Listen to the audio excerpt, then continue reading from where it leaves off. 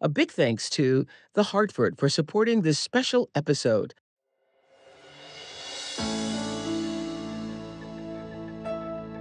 Hello to everybody joining us on our Super Soul here. This is the third and final episode, at least for now, of our Build the Life You Want series. And with me is my co-author. Actually, I'm your co-author. You're the author. I'm the co-author. No, we're both co. We're co. Yeah. We're co. Oh, Yeah, totally. I think of you as the author and I'm the co. Anyway, Arthur Brooks, you're a social scientist and a Harvard Business School professor who teaches a very popular class on happiness.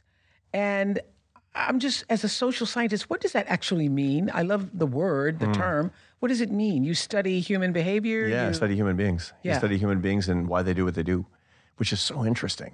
You know, if you're an astronomer, Yeah. the astrophysicist, or you're studying natural sciences, you're looking at the big complicated things in the universe. But that's different than the complex things that people do. People are funny.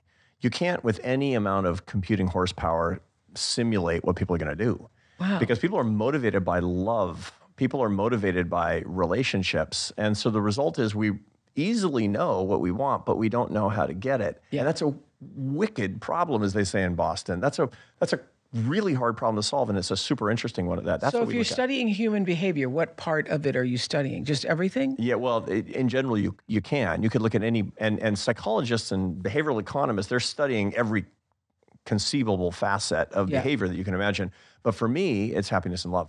Happiness and love, because that's the heart of it. Yeah. Now, it took me a while to get there. I started off by looking at beauty and art. I looked at philanthropy and charitable giving and why people do things for each other. And I found that the root of both of these things was that people want love and they want to be happy. And I thought, let's go to the source. And that's how I wound up studying human happiness. And it's just endlessly fascinating. I can't get enough of it. I wake up at night with a new idea about what I want to study. And there's so many great scientists out there that are studying the psychology or the neuroscience of what motivates us in our quest for happierness. I'm just giving the people the information to understand. And this is what we write about in the book. That Professor Brooks comes with the receipts, y'all.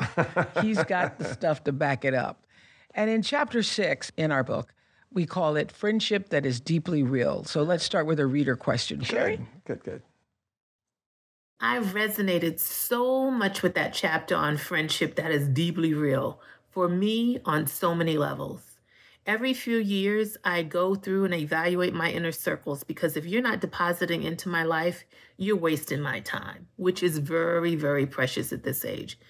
The analogy that friendships are similar to the rungs of a ladder is brilliant. Oprah, my question for you. We have watched you and your best friend Gail's relationship thrive for years. And over the course of your sisterhood, have you ever fallen out? And how did you recover or rekindle that friendship or mishap? Oh, Sherry, thanks for that question. Actually, no. There has never been a falling out or even a major, I'm not talking to you, or hanging up or angry. There's never been that in the 40 plus years that we've been friends. We're very, very different. I mean, I think people think that because you've watched the show all those years that I am the extroverted personality. I am not. I'm actually introvert who can manage and function very well in an extroverted world. I've noticed that. Yes. Have you noticed it? High functionality. I'm a high functioning, yes. High functioning introvert. I'm a highly functioning introvert, but it's the quiet moments alone. It's, being pensive. It's long walks. It's spending time with my dogs and Stedman. It's, Gail is the exact opposite. I don't know how she does it. And she thrives and gets energy from being out in the world. I will tell you about so we agree to disagree. And many times I disagree strongly. Like most recently, there was something she wanted me to do for O'Daly, and I decided I did not want to do it. And so Gail called me and said, everybody here they're gnashing their teeth to powder. Everybody's upset because they thought you were going to do it, and now you're not going to do it, and I think you should. I said, well, I've made a decision that I am not going to do it. And she said, I think you're wrong. I disagree. And I said, and I really don't appreciate you calling me and pressuring me after I've already said no. And she said, I'm not pressuring you. I'm just giving you my opinion. because I know you're going to end up doing what you want to do. And I said, exactly. Thanks for calling. And that's a mature relationship is what it is. Is that what that is? That's absolutely, it's a mature relationship. You know, early on, if you had just met, it would be a schism. But after years and years and years, I mean, she knows that you have opinions that are in the best interest of your business and what you want to do. Yeah. And she has deep love and respect for you. Look, I've seen you two uniting in person after a little time apart. Yeah. I was there. Like in person, because we did. Oh yeah, CBS. Because we did her show on CBS. Oprah's here. We always like it when Oprah's here, and she brought a friend. And it was like, I could see the oxytocin in your brain kind of go as you make eye contact with your best friend. It's a beautiful thing. You know, we do that thing that Toni Morrison said years ago on the show, that when she was raising her son, she realized that every time they showed up, she was like, pull up your pants and comb your hair. But she realized that what children really want is to know that your eyes light up when you enter the room. Right. The truth is, everybody wants to know that your eyes light up when you enter the room. But yours really do. I mean, it's spontaneous. You didn't make an effort. And that was a beautiful thing. And it was very clear that this is a real friendship. This is not a deal friendship. Yeah. This is something that really matters to you and has for a really long time. And that's a beautiful thing. And that means that sometimes you're going to disagree, and that's fine. Yeah.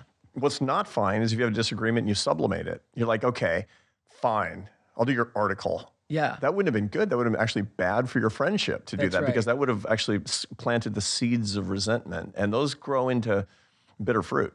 Yeah. So explain the difference between real friends and deal friends. Everybody knows if you've got if you've got the real friends or not, and Gail and I've been friends for over 40 years. She was 20. I know she was 21. I was 22 when we met, and now we're not that. It's a funny thing about the years. Yeah. How many years is it? I don't even know. But the thing that I always say is, you got a friend for life when they are happier for your successes than you are. Yeah. I mean, in all the years, she's always been the most excited and there for me. And once I was going through a crisis, and she just showed up and said, well, I just had to look at you, but you look okay. You're going to be all right. And then got back on the plane and left. Is that right? Mm-hmm. It's true. That's fantastic. Yeah. So we all know a lot of people. One of the problems that we have in the United States today, and many places around the world, is that we're lonelier than we've been before, despite the fact that we have plenty of contact with other people. It's a paradox, isn't it? We work with other people. I mean, the coronavirus was horrible for that, but we're pretty much in the same social conditions that we were before, and yet we're lonelier. Yeah. The reason for that is that we've lost our ability to create this kind of real friendship, this kind of real intimacy with other people. Now, social media, screens, distractions. Life is incredibly distracting. Plus, we have a whole political infrastructure dedicated to telling us that if you have a friend who votes different than you, they're stupid and evil. Mm-hmm. People are, profiting from the ends of these friendships. So we have to reestablish the skills, and that's why we wrote this chapter in the book, is about establishing real friendships. So Aristotle, the great ancient Greek philosopher, 2,500 years ago, wrote more compellingly than anybody about friendship. Yep. He said that friendship at the base level is kind of transactional. You work with people and you're pretty friendly with them and you like them. Mm-hmm. But if the business stops, the friendship stops. A little bit above that, you admire certain people, and that's great. But at the highest level, he called the perfect friendship, the friendship of virtue. Mm-hmm. And that's based on just loving each other. And he said he had a word for it. It's called atelic. That means it didn't have a telos. It didn't have a point. It didn't have a reason outside of love itself. It was useless, not useful. And that's what we need to be looking for. If somebody's lonely in the midst of a crowd, we need more useless people in our lives, is what it comes down to. Not worthless. I got friends like that too. No, but friends who, they don't want anything from you. They don't need anything from you. They don't need anything from you. You don't need anything from them. And what you usually have is a shared love. It's a shared love for your values, maybe your children, your religion. Maybe it's building birdhouses or the Boston Red Sox. But the point is, you have this thing. You think about it this way. You walk together side by side, admiring the thing in front of you mutually and together. That's beautiful. You notice that your deepest conversations are when you're walking side by side with somebody as the sun is setting? Yeah, that's true. It's a very beautiful and intimate thing because you're admiring that third thing. And also, Sherry, I was thinking about your point about Gail and I know that's hard for a lot of people to believe, that we haven't had a disruption or something that made us not speak for a while. But as I was saying, she always wanted whatever is the best for me, and the same thing is true for me. I always, wanted. You're also not a dramatic person. You know, we've done our personality tests, and we in our book we have a personality profiling test based on your levels of the intensity of your emotion. About that. Yeah, and I think people are loving that too. Finding I'm out hearing where about they it fit. constantly. You too, right? Yes. This is where people are taking it. They can take it on the website for the book about what their personality profile is based on the intensity of their emotions. Really high affect people, negative and positive, super high. Those are mad scientists. But people who are low, that doesn't mean they don't feel these things, but they have an affect level that's quite controlled. That's you. You're a judge. Yeah, I'm a judge. And that's a really good personality profile because it means you're not going to be dramatic when you disagree with something. You're going to be quite circumspect. You're sober, unflappable. Yeah. It's a really good thing. And now I've spent enough time with you to see that that's actually authentic in private and in public. And that's very helpful. I mean, Gail is a cheerleader. Yes. That means high positive affect, low negative affect. And that means there's a lot of emotion out there, but you're the steadying force. You're keeping it real all the time. And that's a very good match in a friendship to not have these constant blow-ups. You've got people with tremendously high positive and negative affect that are friends, they're going to fight. Or spouses. That would make sense. That makes sense. So we live in this age of political polarization. You were just talking about it. 1 in 6 Americans say they are cut off. They've cut off contact with friends and family over politics. Let's talk about our attachment to opinions. Why are we so attached to our opinions? It's a natural thing. You know, the great Vietnamese Buddhist master Thich Nhat Hanh, the monk. I love Thich Nhat Hanh. He was wonderful. He wrote The Miracle of Mindfulness and so many other wonderful books that brought the ideas of Buddhism to the West, to Christian people and in the United States and other religions as well. It's wonderful. And he said that one of the greatest, most virulent, dangerous attachment is the attachment that we have to our views. And the reason is because we can't separate our opinions from ourselves. Oprah's not Oprah's opinions. Arthur's not Arthur's opinions. I'm a real person who has opinions. And to say I am my opinions, my identity is my opinions, is like unbelievably brittle. It's a big problem. I know that, but what if your opinions are not in alignment with my values? Yeah. Then it's a very interesting opportunity for you to learn about another person's views. But what if I absolutely disagree? Like I'm sitting across from somebody who believes that we should be burning books from Toni Morrison or Amanda Gorman or whatever. I find that very hard to reconcile. Yeah, and that means that you're not going to agree on that. But it's kind of interesting to find out the things that you might have in common, that you could actually learn about people who have those types of views, such that you can perhaps even combat those ideas more effectively, but to banish them, to lower their humanity and your own views. It lessens you. I'm not trying to lower, and I know there are many of you who disagree, who agree and also disagree with me, but I would not. We love them all equally, don't we? Yeah. I would not be trying to lower them. I would just say, okay, then I disagree. I disagree. I disagree with that. I disagree with that. I don't just disagree. I strongly disagree. I strongly disagree. I think you're misguided. Yes, and I don't know if I want to sit and have a meal with you if that's that's the way you think. I don't know, but you might be able to persuade them, but you can't. But you cut them can't. off. No, you can't. You can't persuade them if you cut them off. Here's the thing: in our society today, we all have values. Now, I would be able to sit and have a conversation with you. Yeah. I mean, over the years, obviously, have talked to lots of people who I had disagreements with. It doesn't mean I want to bring you into my life, though. Well, yeah. I mean, and nobody says you have to have dinner with them. Yes. But the point is, can you actually listen in such a way that you have the chance of persuading? But the reason I'm asking that question, because the reason 1 out of 6 people are saying they are cut off with their family and friends is because they were sitting at dinner. People, it's hard to have Thanksgiving now because there's such polarization. You have to make a decision. What's more important to you? Yeah. Your values or your family relationships. And for happiness, family relationships should not actually suffer schism except where there's cases of abuse. And differences of views are not abuse. Really, they're not abuse. I mean, there can be very strong differences of opinion, but you can still maintain bonds of love with people with whom you have strong differences. And we always have. I mean, the whole idea that 50 years ago to say I would never agree to having my child marry somebody of the other political party. It would have been crazy. That's just not the way that people talked. Only 6% of Americans in 1960 said they cared the political opinion of the spouse of their child.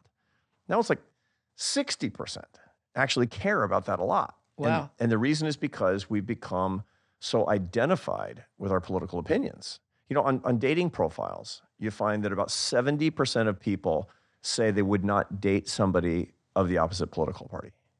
70% wouldn't date somebody of the opposite political party. So which is a big problem because love is better than politics, a lot better than politics. So I recommend to my students that they don't put on their dating profile their politics, that they steer clear of people who are super political in their dating profiles, and they have a moratorium on all conversations about politics for the first 4 dates. Most of the time you don't get to 4 dates. But by the time you're on your 4th or 5th date, there's sparks.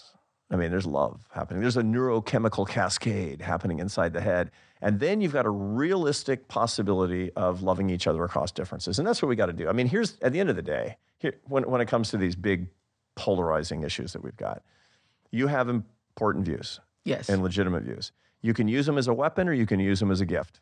Yeah. And if you choose to use them as a weapon, you lost. Okay. I agree with not using them as a weapon, and I agree with detaching from your opinions. I agree with that. Yeah. Okay. Yeah, I know. And it's hard. And I'm not going to say it's not hard. Thanks to the Hartford for supporting this special bonus episode of Super Soul. Today's bonus episode is presented to you by The Hartford. The Hartford is a leader in property and casualty insurance and employee benefits.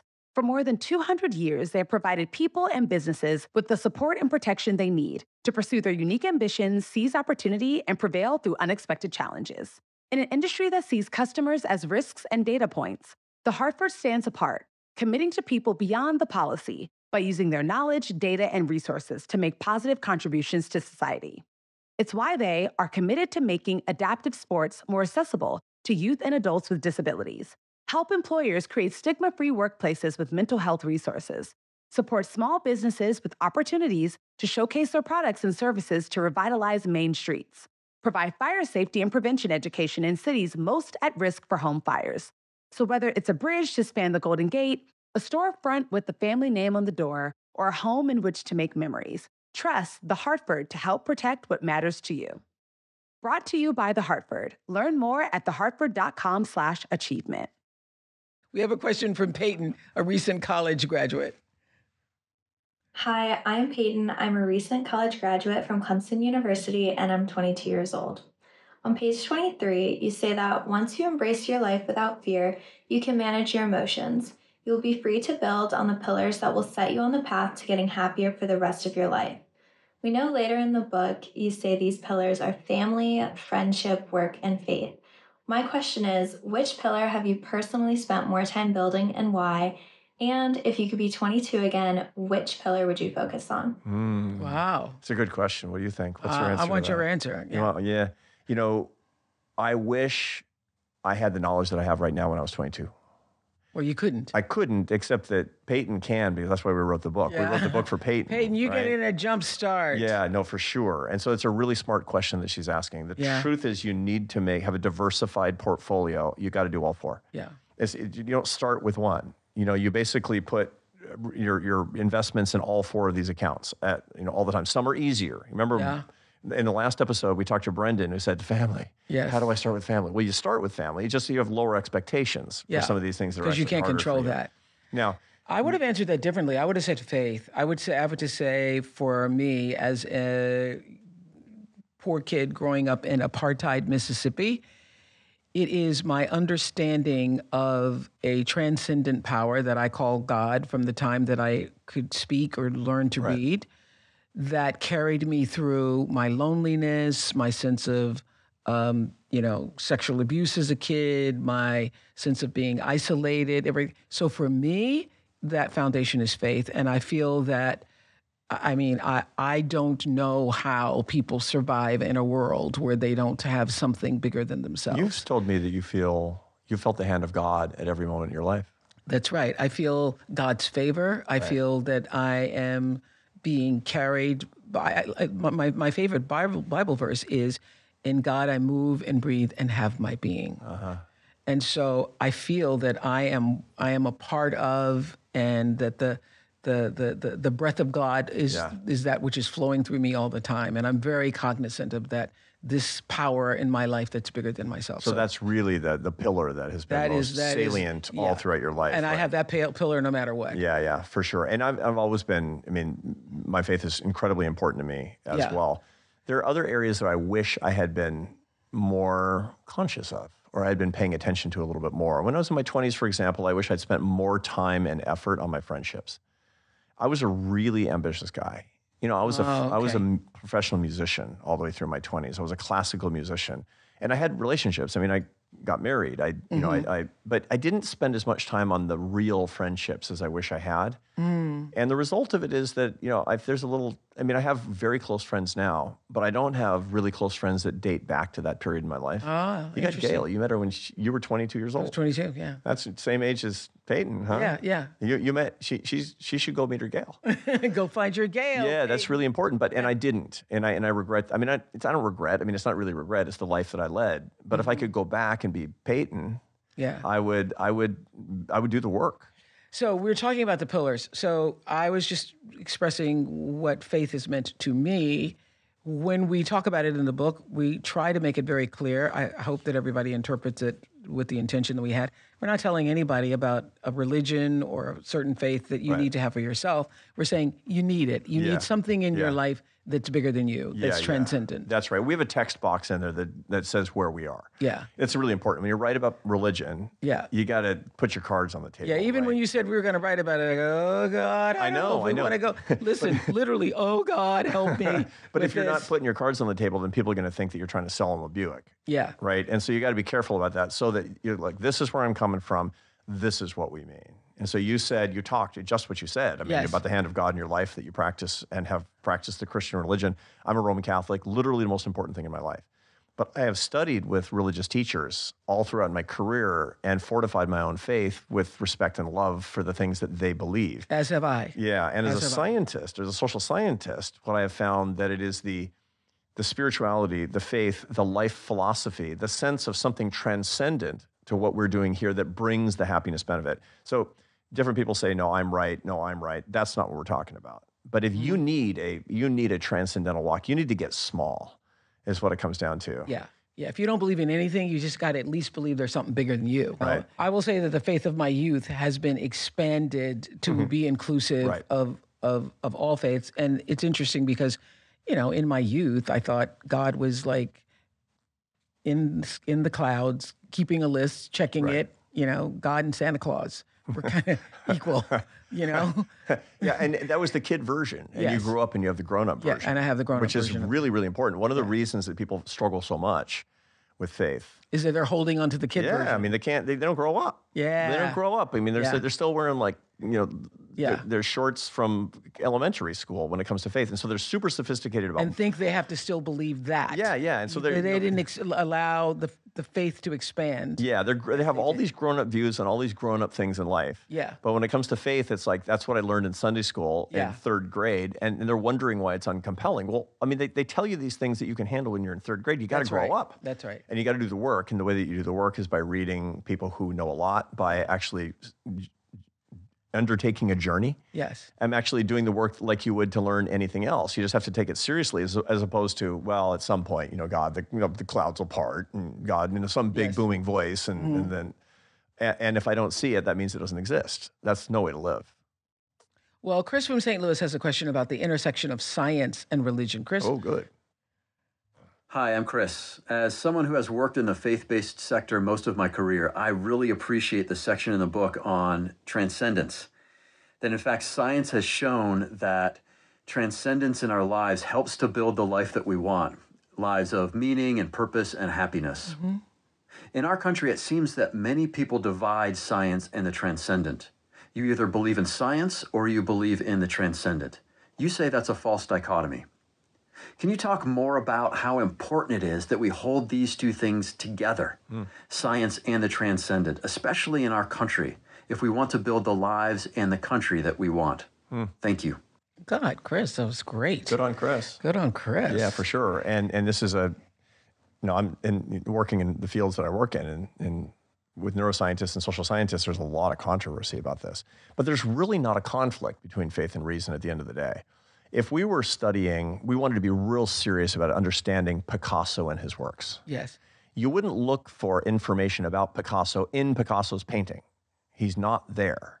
You know, during the Soviet Union days in the 1970s, they sent this rocket up out of orbit, and they announced, you know, we pointed the telescopes out into space, and we didn't see God. See, he's not there. Well, that's like looking at a Picasso and saying, that's like saying, he's not there, so Picasso doesn't exist. Yeah. Look, there's the artist and there's the art. And if you really want to be sophisticated about it, you got to learn about both, and you can't confuse them with each other. Picasso's not in the painting, but you can't learn about the painting until you learn about the painting, until you study the painting as well. You need the science to understand the majesty of the natural world. Yeah, and I think science is proof of it. It's astonishing that we would that suspect, science is God. Yeah, and well, I mean, there is an originator of these beautiful things. Yes. But you're not going to find it by looking at the blade of grass per se. You can find evidence of it, but Yes. you find evidence of a creator perhaps, depending on your views. But the idea that since you can't see God or measure God or perceive God with a microscope, that God doesn't exist doesn't actually make sense. It's a category error.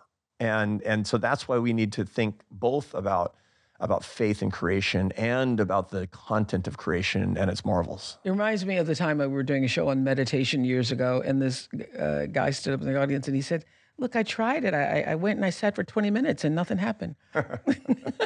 Try harder. Yeah, 20 minutes, nothing happened. It doesn't work. I interviewed John Kabat-Zinn for Super Soul, and he's also the renowned scientist and teacher, as you know, of mindfulness. And he said something as simple as like brushing your teeth or being in the shower can become a meditative practice. And because I live in a house with stairs, I'm constantly like being really present with one foot in front of the other, you know? Right. And he was saying so many people are taking a shower, but they're already in the car and all on the way to the office while they're in the shower. They're missing their lives. Yeah, so just when you're in the shower, be in the shower. Yeah. That's Thich Nhat Hanh's Miracle of Mindfulness at the beginning of the book. He talks about washing the dishes. When you're washing the dishes, you should be washing the dishes. Because if you're not there washing the dishes, you're not really living. Yeah, you're missing your life. I interviewed Thich Nhat Hanh, and we spent an hour drinking a cup of tea. Yeah. I have never been so present for a cup of tea. Man, were you present? But that's interesting because a lot of people think you've got to have some sort of sophisticated meditation practice. I have this colleague at Harvard named Ellen Langer. She really she introduced the concept of mindfulness about 25 years ago to most Western audiences for the first time. She says it's not a meditation technique. It's just paying attention. Just when you're on the train, turn off your phone, fold your hands and put them in your lap and look out the window and pay attention to the things that you're seeing. And it will become a quasi-religious experience. Yes, it will become, yeah. It's so beautiful and so simple. I've done that many times too. And I've missed that so many times. I've missed it so many times where I'm thinking about tomorrow or yesterday. I'm time traveling. I'm just time traveling and I'm missing my life. So I have been saying this, that I know firsthand how happiness multiplies when we share it. Yeah. And I remember Sean Acor, you know who he is? Yeah, for sure. Told me that we co-process, he says, happiness. So what's happening in our brains, it has a ripple effect on everybody around us. Yeah. That's the final lesson from our book. Yeah, for sure. We are an intensely social species. Yeah. Now, it doesn't mean that everybody needs never to be alone. We also need some amount of solitude. Yeah. It's really important that we have time by ourselves as well. But we're a social species. We're a pack animal. Yeah, and you say we should become a happiness teacher. That's what you do for all sure. your students. Yeah, yes. absolutely. But let's remember that it's not normal for the vast majority of people to not share their joy with other people, to not live in communion with other people. And that's why we spend so much time talking about love and so much time talking about relationships. It's simply contrary to human evolution and leads to all kinds of things going haywire in our brains and in our lives when we are cut off from other people, when we're isolated from other people. That's why loneliness is such a huge problem. We have a big opportunity when it comes to the material that we're talking about in this book to create relationships that are unbelievably enduring by sharing this. This is the thing. So we finished the book to say, I hope you liked it. Yeah. You want to remember it? You want more love in your life? Go become the teacher. Teach it. So this is what I do in my class at Harvard. The final exam is not a conventional final exam. I teach from PowerPoints, and a lot of professors teach with PowerPoints. I give them all the PowerPoints, and I say, okay, here's the final exam. Download the PowerPoints, which they're supposed to do anyway. Take my name off, put your name on, teach a version of the class, turn in the videos. That's your final exam. Why? Because you'll remember that forever. It will no longer be just in the limbic system of your brain bouncing around. That's right. I heard these That's things, right. and see, this is the thing. People say, yeah, I saw I listened to a podcast from this guy talking about happiness. It was making a lot of sense, but then, it doesn't seem like things are getting better. It's just because you listened once. You didn't explain it. You didn't become the teacher. So this is what we try to empower people to do at the end of this book. Yeah. Is to You take something that you've heard here, you take something that you've read here explain it in the book, and then you explain it to other people. And it's yours. Yes, it reinforces it for you. It's incredible. Yeah. It's incredible. Over the course of this process, I mean, you didn't train as a social scientist, but I hear you explaining these ideas to other people all the time now. It's amazing. Now, It's my favorite thing to talk about. Well, you're gifted, and you're practiced, and you're good at doing this. I mean, the first time I met you, by the way, when you interviewed me for Super Soul for my last book, Yeah. you were quoting from my book by memory when you were interviewing me. Ah. That was pretty good. And not everybody You're talking has, about strength to strength. Yeah. Yeah, and not everybody has those skills, but everybody can do some of this. So one of the things that I'll say at the beginning of a speech to total strangers, I'll say, here's how you should judge this speech, whether or not it's good. Here's how you do it. Are you going to talk about this at dinner tonight and explain these ideas to your family? Yeah. And if the answer is yes, I did a good job. If the answer is no, maybe we try again. Maybe I didn't do it the right way. Yeah. But then afterward, I get tons of email and all kinds of feedback saying, yeah, I went home and I discussed it at dinner. Yeah. They became the teacher. That's what And I think that this, from our very first episode, that the idea that people are assimilating for themselves now is this idea that being happier, you can achieve. Right. That this happiness is the goal for your whole life all the time. It was Eric. That you can have happiness as the goal for your life all the time, not possible. Right. But that you can incrementally get happier. Yeah, and then happier still, and then happier still, and happier still. The project is so exciting. The last pillar there, I got to get to it. Oh, yeah. Because we've talked about family, we talked about faith, we talked about friends, we have not talked about work, which is the thing that consumes most people. Most hours. Most people spend more time with their colleagues than with their spouse. Absolutely. Yeah, right. So the question is, what's the connection between work and happiness? As a pillar, yes. Work can lift you up, or work can drown you. Work can just hold you down under the wrong circumstances. Yeah. Okay, well, what about prestige and job title? That kind of washes. Okay, well, then they still keep looking. Is it private sector, public sector, government? What is it? Turns out none of that matters. Two things matter to give you the happiest job. What? You need to earn your success. Feel like you're creating value with your life and it's recognized. That's number one. And number two is you have to believe that you're serving other people. That you believe that you're serving other people. You're doing something that they need. That's the essence of dignity, is to be needed. And the best way that we can be needed, besides raising our children and being there for our friends, is what we do in our jobs. And when people feel like their job is expendable, the joy that I have from my work now is that I hear from people all the time who say, that helped me a lot. That's the joy that I get. You too. You've told me that. Well, that was what I heard all the time when I was doing the Oprah show, is like, this changed my life, or this meant so much to me. And people were, that thing you were talking about, sharing it at dinner, talking about what they heard or listened to. And I thinking that's going to happen from us too. People talking about what they heard in this conversation today. That's why we wrote the book and why we're doing and sharing it with other shows. people. Right. So what's your advice to workaholics? Yeah. So indeed, joy comes from work, rightly understood. Yeah. And a lot of people blow that out of proportion. Yeah. So if I were giving investment advice, some people I would say you need a diversified portfolio of investments. You should have a little cash, and you should have a little stocks, you should have a little bonds, whatever it happens to be, right? And some people will say, especially young people, they'll be like, nah, I'm going to go for the one that has the greatest yield this year. Yeah. Right? And so I'm going to put it all in, these really risky bonds or something. And I'm like, don't do that. Trust me. Don't do that. That's what people do who become workaholics. Usually early on in their life, they recognize that, faith, I don't get it really. Family, what a pain. Friends, they're always kind of there. But work, I'm getting promotions. I'm getting rewarded. I'm getting affirmed day after day after day. And so they double down and they triple down, and pretty soon all they're doing is working. In other words, they understand that this is a good source of happiness, but they crowd out all the other things. And the result is that they're over-invested in the work pillar, and that becomes a source of addiction. That's what we call workaholism. Now, usually it's a secondary addiction. The primary addiction is to success. People get super interested in success, and the reason is because it hits the dopamine lever just the same way as gambling or alcohol or anything that's highly addictive. But we have a culture that tells us that power, money, fame, success, that is the way. I know, and so that's because nobody ever says, you're so good at drinking gin. Yeah. Right? Nobody ever affirms you for that addiction. But if you work all night, they're like, good job. Yeah, Here's look a at you. bonus, Yeah, right? yeah, But that's addictive behavior in a lot of cases. Look, sometimes you have to. I've worked all night before because something was due, like our manuscript. Yeah. But people who do that all the time, it's because they're being affirmed in a very dangerous addiction. There's a woman who teaches at the Stanford Medical School, a physician, psychiatrist named Anna Lemke. And she wrote a very important book called Dopamine Nation. And I asked her on my podcast, I said, what about workaholism? And she said, oh, it shows up. I see it all the time. Stanford, Harvard, all these people, it's like work, work, work, work, work. And that's because they're shallow and desiccated in other parts of their lives. And so they think that they're going to get everything from that one pillar. But that's like putting your entire pension in Greek bonds. It might work out.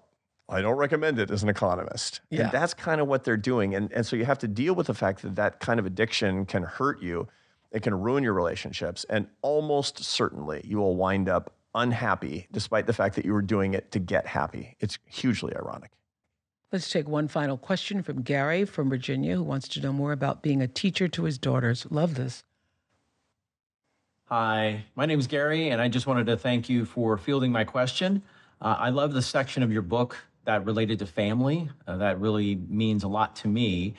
One of my questions is, as I'm going through this journey and trying to work on myself, I have 2 preteen daughters, and that I'd love to be able to pass along knowledge as well. So what are your suggestions on the best way to handle working on something like this, where you're working on yourself, but then also helping your kids?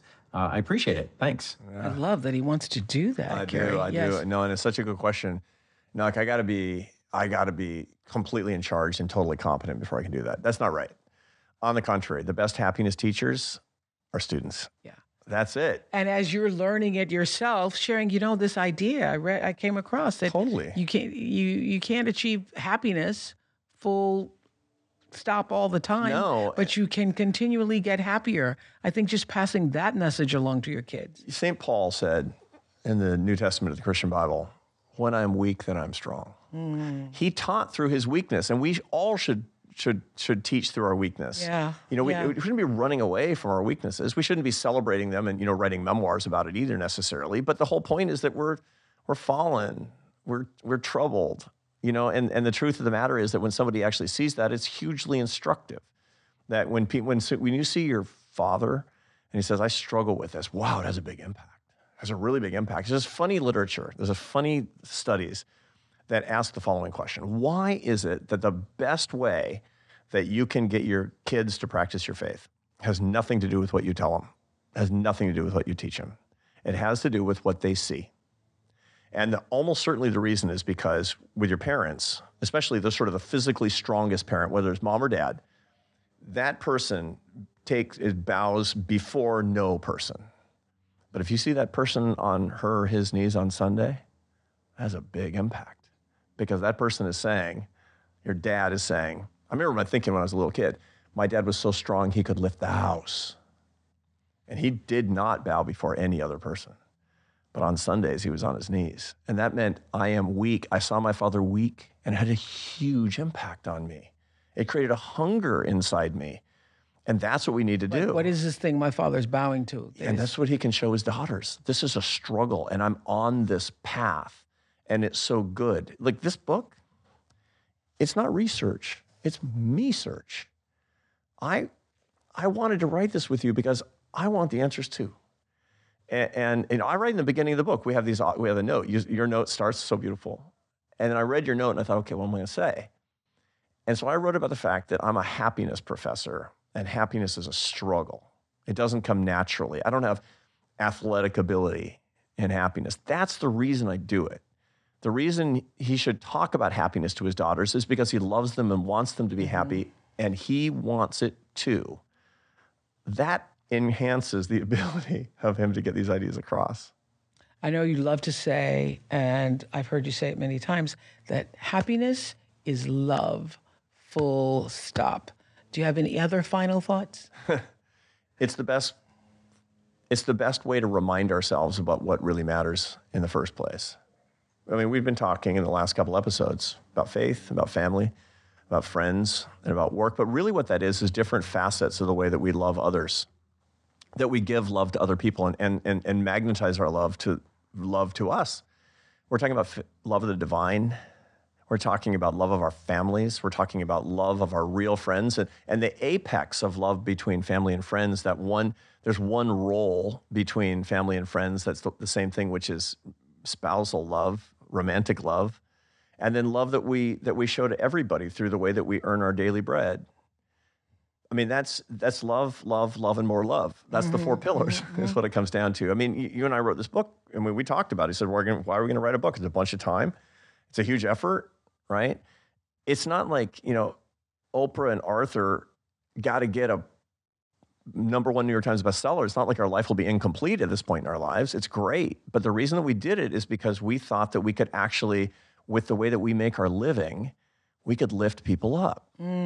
That's love. This is an act of love for us. And it might help, is the whole point. And that makes me intensely happy. Yeah, it makes me intensely happy too. And I am so grateful to everybody who's bought the book, everybody who's now going to share the book with other people that you know, everybody who's going to gift the book. And the fact that it was #1 on the New York Times is just a big bonus, because I didn't have any attachment to it. I thought, we will offer this to the world. Remember, I kept saying, it's a gift. Yep. It's a gift. Look at it as a gift. We'll offer it to the world as a gift. And if people receive it, that's really wonderful. And it has been really wonderful that you received it. Thank you. And thank you, Arthur. Thank you, Oprah. What Thanks for the journey. Thanks. Yeah. Thanks, everybody. This is the roadmap if you're looking to get happier. Thanks, everybody. Thanks to our episode sponsor, The Hartford.